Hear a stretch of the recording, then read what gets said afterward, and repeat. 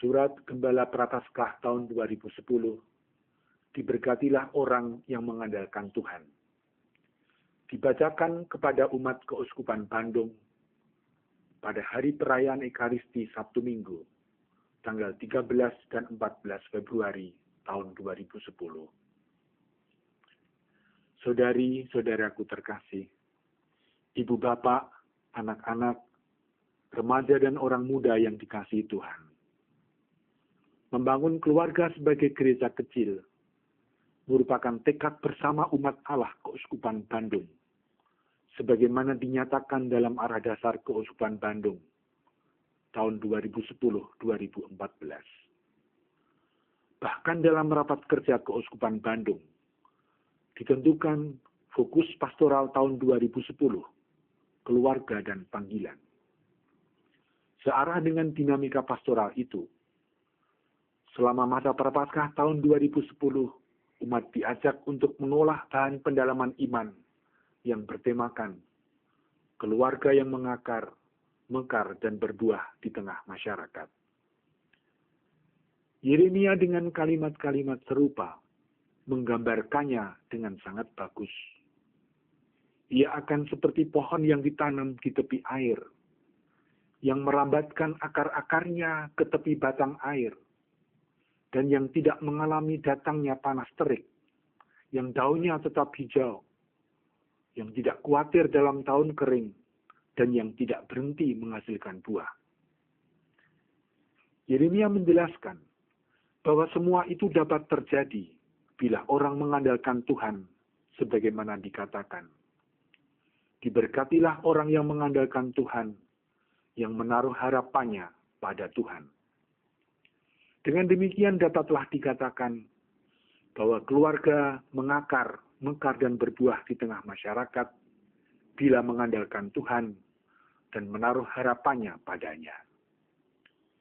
Tentu kita bahagia mengalami sendiri atau menyaksikan kehidupan keluarga yang mengandalkan Tuhan dan menaruh harapannya padanya.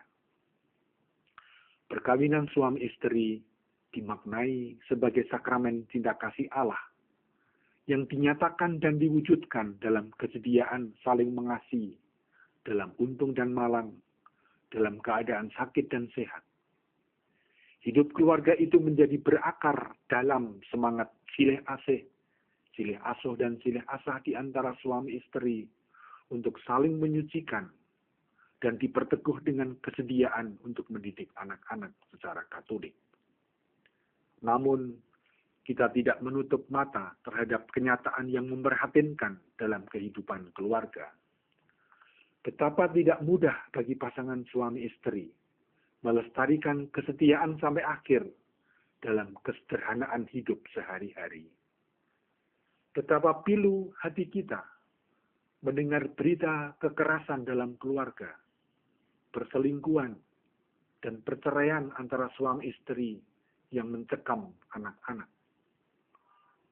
Mencukupi kebutuhan hidup sehari-hari merupakan perjuangan yang tidak ringan pada zaman sekarang. Kecemasan akan masa depan dapat membuat orang putus asa. Tidak kita ingkari pula ada kecenderungan pada zaman sekarang. Keluarga hidup dalam mentalitas zaman yang mengandalkan apa yang bukan Tuhan. Harta benda diusahakan untuk dimiliki bukan sebagai sarana, melainkan sebagai tujuan hidup. Orang tidak menjadi bahagia karena hidupnya dibelenggu oleh keterikatan pada kekayaan.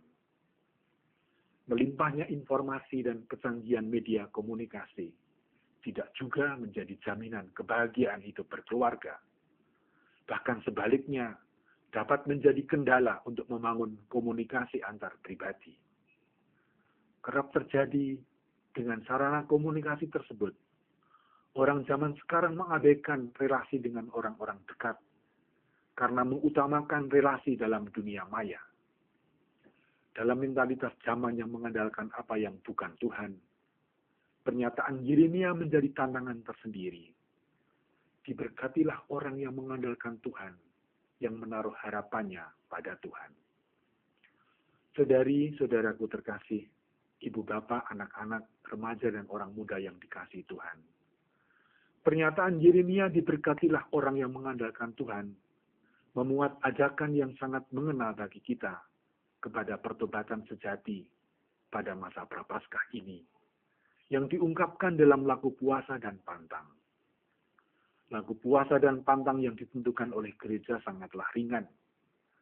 Karena itu, keluarga dan komunitas hidup bersama diharapkan dapat menentukan bentuk lagu puasa dan pantang yang benar-benar mengungkapkan tekad bersama untuk mengandalkan Tuhan agar terberkati. Bila komunikasi antar suami istri macet, hendaknya dicari bersama upaya untuk rekonsiliasi atau rujuk kembali. Bila perhatian orang tua kepada anak pudar, hendaknya orang tua bersedia menyediakan waktu untuk menyatakan perhatian penuh kasih kepada anak. Bila anak tidak menaruh hormat kepada orang tua, nakal dan hidup semaunya saja, hendaknya diajak untuk memperbaiki sikap hidupnya tersebut. Betapa berat tanggung jawab orang tua menjadi pendidik pertama dan utama bagi anak-anak dalam iman dan moral. Peranan itu dilaksanakan oleh orang tua, tentu terutama melalui teladan nyata. Lembaga pendidikan formal berperan melengkapi pendidikan dasar dalam keluarga tersebut. Sangatlah baik bila orang tua mendapatkan kesempatan untuk membarui janji perkawinan mereka. Merupakan tanggung jawab orang tua pula menjadikan keluarga seminari dasar, tempat pertumbuhan benih panggilan menjadi suster, bruder, imam, dan orang-orang yang membaktikan hidup seutuhnya bagi Tuhan. Saudari-saudaraku terkasih, ibu bapak, anak-anak, remaja dan orang muda yang dikasihi Tuhan.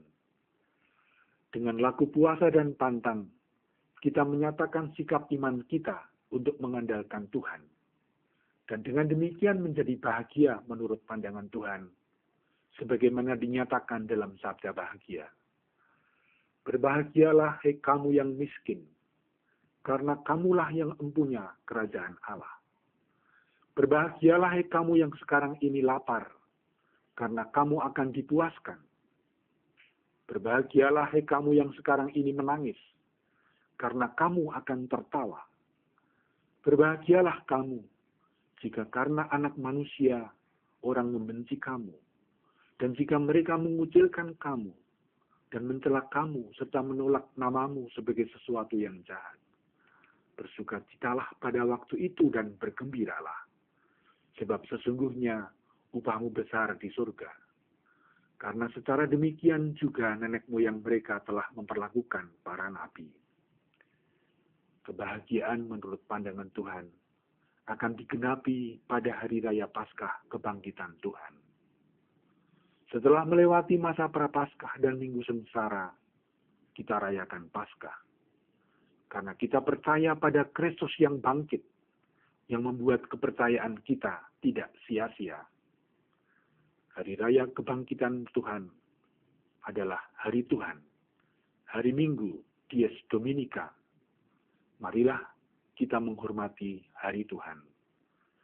Semoga kita semua sesuai dengan tradisi gereja, secara pribadi maupun bersama, dapat menggunakan masa Prapaskah tahun 2010 ini menjadi masa untuk retret agung, untuk masuk ke dalam misteri hidup, sengsara dan kebangkitan Tuhan kita Yesus Kristus, pokok keselamatan dan andalan hidup kita. Salam, doa untuk Anda semua, anak-anak, remaja, dan orang muda, agar berkat Tuhan menjadi daya kekuatan bagi Anda semua untuk semakin mencintai Kristus dan gerejanya. Bandung, 18 Januari tahun 2010. Yohanes Pujo Sumarto, Uskup Keuskupan Bandung.